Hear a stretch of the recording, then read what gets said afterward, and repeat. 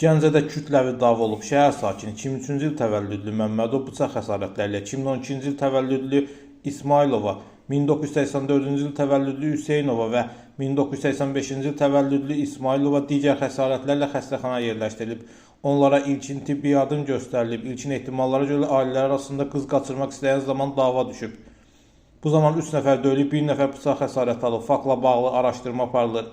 Biləsuvarda 2 gənc bıçaqlanıb, birinin vəziyyəti ağırdır. Hadisə Biləsuvar şəhəri arasında qeydə alınıb. Belə ki, Biləsuvar şəhər sakinləri 2003-cü il təvəllüdlü Kənan Ramiloğlu Rəhimli və 2006-cı il təvəllüdlü Tərlan Niyaməddinoğlu Şahbazov bıçaqlanıblar. Yaralılar Biləsuvar rayon mərkəzi xəstəxanasına yerləşdirilib.